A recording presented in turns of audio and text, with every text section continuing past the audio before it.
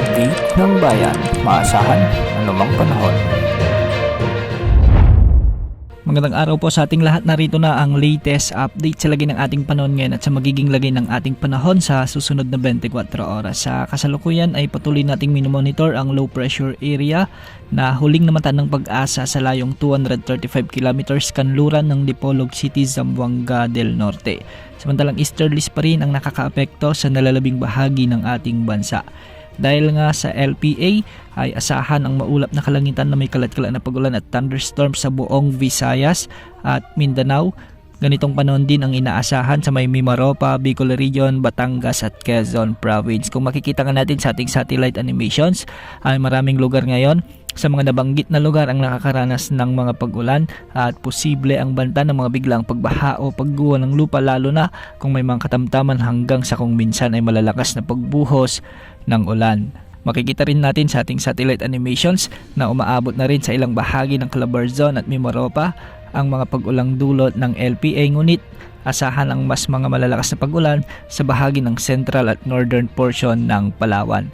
Ngayong gabi, pinag-iingat natin ang ating mga kababayan dito, lalo na yung ilang araw nang nakakaranas ng mga pag-ulan. Sa mga nagtatanong kung mahagip ba ang Metro Manila, ay posible ang magiging maulap na panahon na may mga kalat-kalat na may hinang pag-ulan. Ang mga pag-ulang mararanasan ngayon, lalo na kung malalakas, ay dulot lamang ng mga thunderstorms. Dahil naman sa umiiral na easterlies ang Metro Manila at nalalabing bahagi ng Luzon, ay magiging bagyang maulap hanggang sa maulap ang mga kalangitan na may mga isolated rain showers and thunderstorms.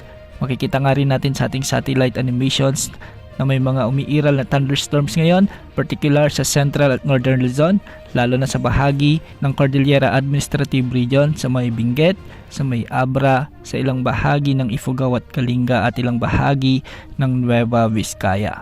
May mga inaasahan din tayong pagulan sa ilang bahagi ng La Union, Pangasinan at Ilocos Sur. Samantalang sa Central Luzon ay may mga nakikita rin tayong thunderstorms sa may Tarlac hanggang sa may Nueva Ecija at Bulacan. Pinag-iingat pa rin natin ang ating mga kababayan sa mga nasabing lugar sa posibilidad o banta ng mga biglang pagbaha o pagguho ng lupa, lalo na kung may mga umiiral na severe thunderstorms. Sa ngayon, wala namang nakataas na gale warning sa anumang bahagi ng ating bansa, ngunit ang mga pag-alon sa Northern Luzon, sa Visayas at sa nalalabing bahagi ng Luzon ay posibleng umabot hanggang 1.8 meters. Ganitong pag-alon din ang inaasahan sa may baybayin ng Mindanao.